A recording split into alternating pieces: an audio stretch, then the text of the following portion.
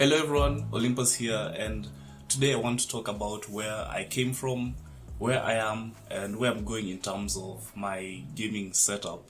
Now, before we get into that, I noticed on my content that my gameplay videos don't get as many views as this other kind of content that I'm making, which I still haven't found a way to name it or even to really put it into playlists, because it's content that is related to gaming, but it's not exactly gameplay. So you guys should let me know in the comments what you think of this kind of content, and I would really appreciate hearing your thoughts. Alright, so growing up I didn't have a console. Wii, Nintendo GameCube, PlayStation 1, PlayStation 2, we didn't have none of that. But what we did have was a neighbor, and he had a PC. And mind you, this was like the early 2000s. So it was the beige PC with the CRT monitor, the whole works.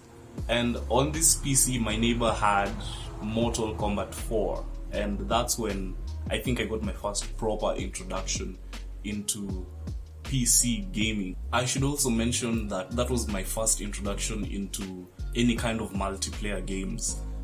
Do you guys remember using the WASD keys to play player 1, and then player 2 would use the arrow keys in that game?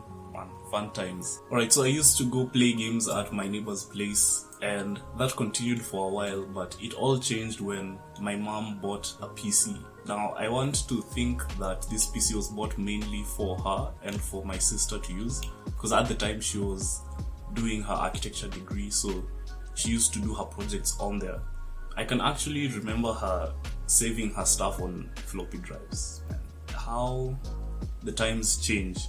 But anyway, I took advantage of that PC, and of course I went to my neighbor and asked him for any games he had, and in early 2000s fashion he banned them on a CD for me, and that's when I started playing GTA Vice City, GTA San Andreas. Do you guys remember those? The OGs remember those games. And I don't know if this applies only to me, but you guys should tell me in the comments whether you played a cracked version of GTA Vice City that didn't have any sound whatsoever. So I used to put on my earphones, jam to some music. At the time, Skrillex was all the rage, Afrojack.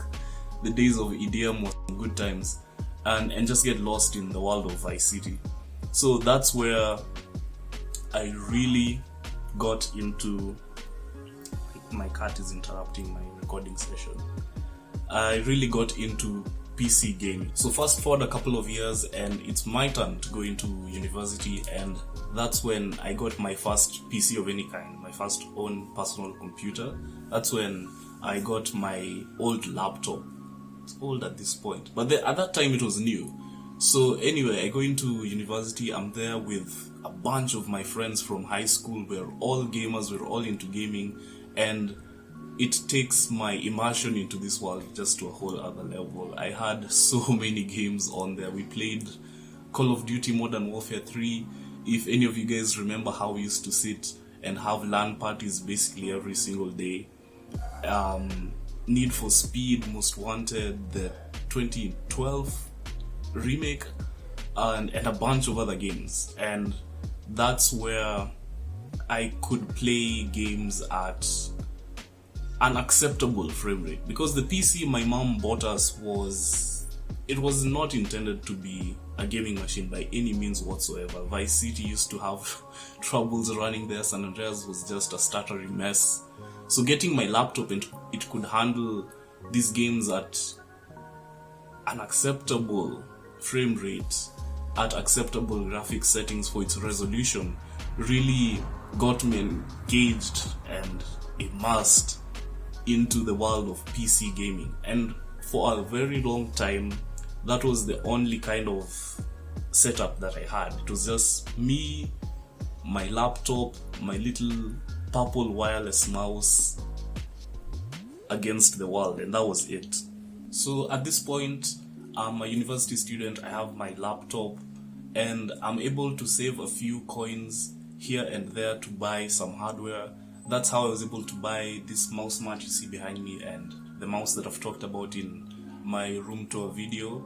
and also a few games. So at this point now I have good enough internet access, and good enough is quite an exaggeration. But I have internet access, I have at least a MOUSEMAT, and I have a gaming mouse, and now I can buy some multiplayer games to play online. And that was also some of the best times that I have ever had. AJ, if you're watching this, Tony, and all the other people who we used to game with, you guys know how much fun it was to hop on into Battlefield 4 for the first time with all your friends in a squad and just have fun, hours on end of fun. This immersion into the world of gaming naturally came with me being immersed into the world of gaming YouTubers, and I used to watch videos of these people who have crazy mad sick setups with the RGB all over and the mechanical keyboards and all that stuff, and I would just sit there and wish and hope for the day that I too could one day become a PC gamer of that kind. At the same time, I wasn't expecting that kind of upgrade to come anytime soon, because my parents are the kind of people who wouldn't easily splurge money, let alone on a gaming machine. And at the same time, I'm a student, so I don't have any income, let alone disposable income, and some of these things are expensive. Gaming is, I consider it to be a luxury hobby, especially for us who are in Kenya and my fellow Africans. It's an expensive hobby to get into. Let's leave it at that. Now, despite this experience being fun, the novelty of playing multiplayer games with all your buddies and hopping onto Discord for the first time in your life quickly wears off, and you start to notice some of the faults with your whole setup. Like my laptop, yeah, it had a dedicated AMD graphics card, but it was, it's a laptop, it was a weak one. And also I didn't go into the purchase decision of buying that laptop with the intent of buying a gaming one. So it was a notebook, something that's expected to be used like in an office, mostly for Google Docs or something like that, but it could at the same time handle games respectively. So over time you start to notice that, man, this game really isn't running smoothly. And the same thing with the internet connection dropping all the time and hyping, because we're in Africa and we don't have servers here, at least for many games. At least some games have servers here, but for many games you're connecting with a ping of like 200, 180, something like that. So you start to notice that, wow, this is actually a poor experience. It gets to you, it gets frustrating when you're trying to play and both your machine and your internet are working against you. So I got to that point where I realized that this laptop isn't performing as well as I would love it to. And then I kind of just got stuck there because, like I said, I'm a student. I don't have any income that would allow me to purchase a better laptop. So I was just like, well, I guess I'm stuck with this for a while now. And I really did not expect to get an upgrade for a number of years, because I'm still relatively far away from completing my degree and then being able to get a job and support my own lifestyle. So for a long time I thought that I would stay maybe 5, who knows, 10 years before I could get a better machine. Now, to be fair, that laptop was putting up a fight. I started this channel on there, but I couldn't really play a game at full resolution and record it for the channel. I couldn't really edit that smoothly. It was just a whole mess. So I stopped playing, I stopped gaming, I stopped really uploading to YouTube for a while because of that. Fast forward again to May of 2020. COVID is now a thing. The lockdown hits and we're at home. And my friend Moje, who I've talked about so many times on this channel, because he has been that impactful to this channel, he calls me and he tells me, hey, if you got a gaming PC, would that be cool with you? Of course, I'm paraphrasing, but I said, yeah, of course, man, I would love to, and I could never really repay you back because, again, I'm a student and that whole thing. But he hooked me up with the whole thing. He got me the monitor, he got me the PC, the keyboard, and I am eternally grateful to this guy. Moje, once again, shout out to you. Check out his channel in the description below, by the way, because I feel like he's one of those people who's really championing and pushing for gamers in East Africa and in Kenya especially to get a leg up and to grow the gaming community. And I am a direct testimonial of that. Because of him, I have this channel that's now getting bigger and it's growing larger. So many thanks to Moje. That brings me to where I am today. I have this gaming PC and I have this whole setup behind me here, which I talked about, by the way, in my gaming setup and room tour video. You can check it out in the description below. And it's, once again, all thanks to Moje. So this PC is light years ahead of what that laptop was capable of, and I am able to play games here when the GPU is not overheating. I still haven't fixed that. I'm able to edit here, I can record, I can stream, I can do quite a good bit of content creation on this machine. It's good hardware.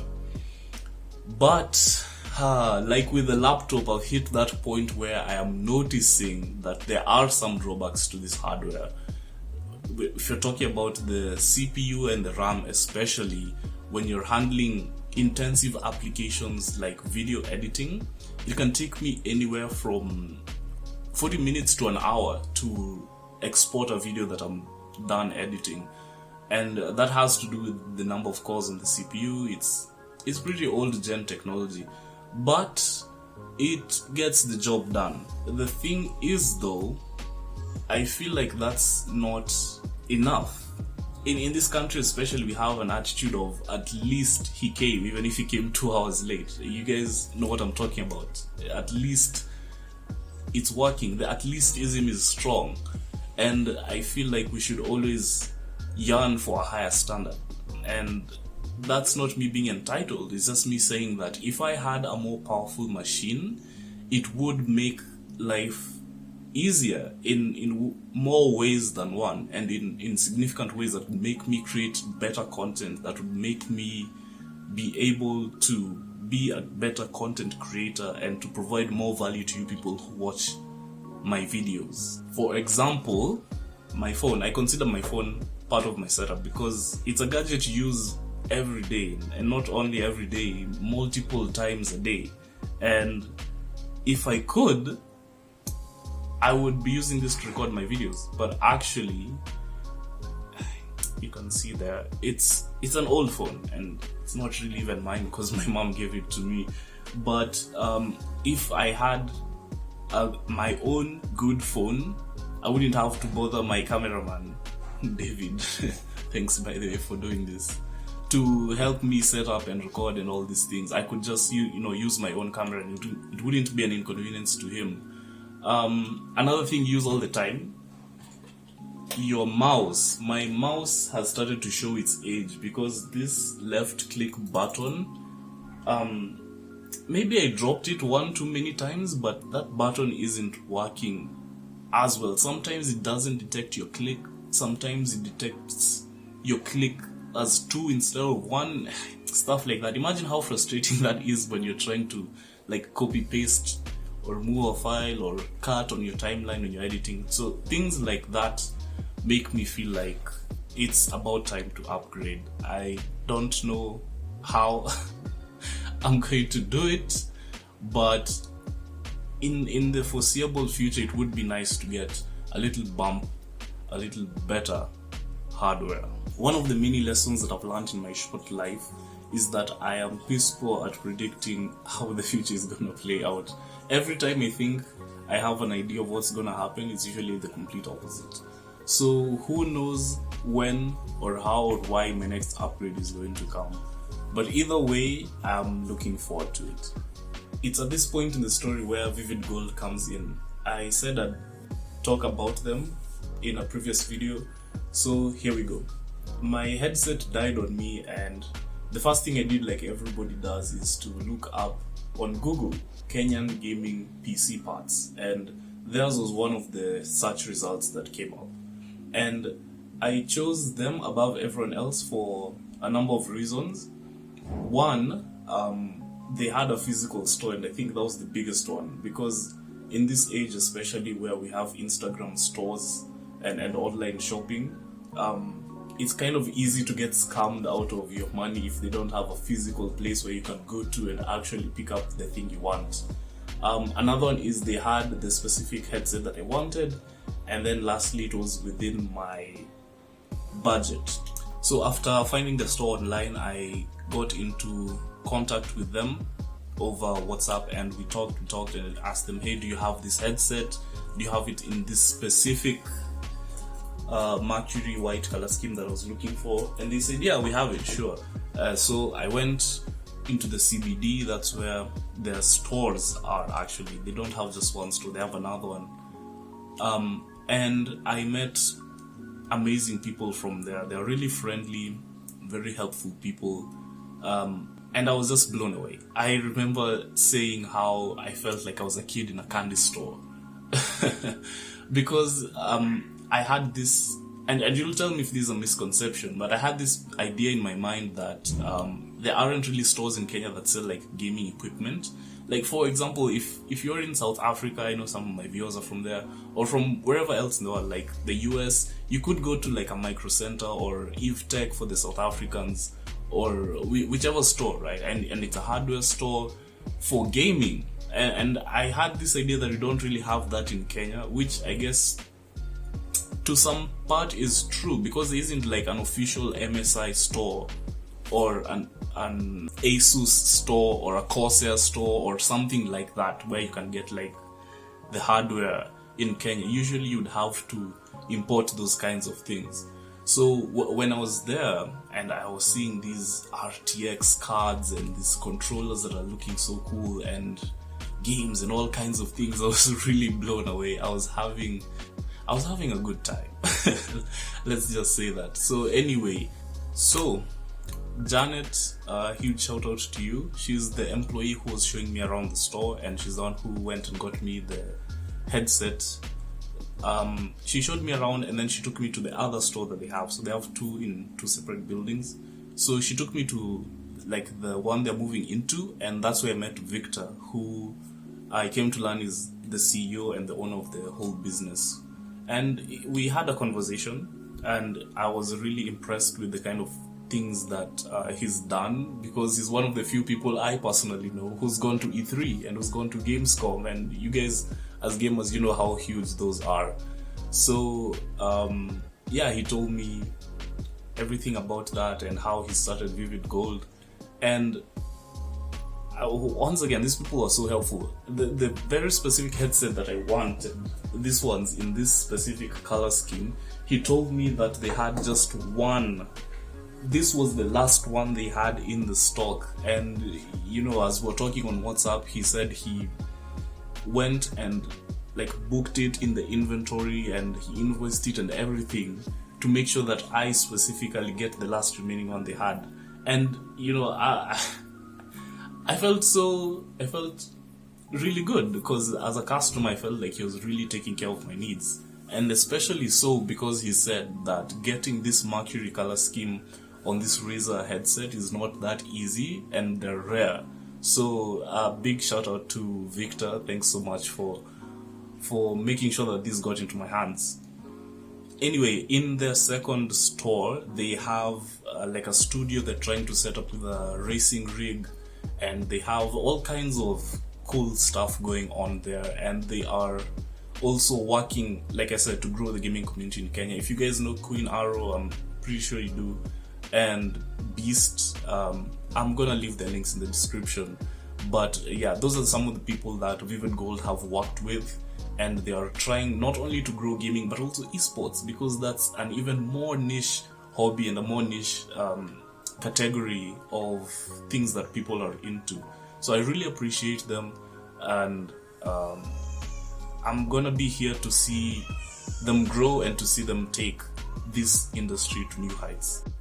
So anyway, Yeah, Vivid Gold has a lot of things, and I would say they are reasonably priced.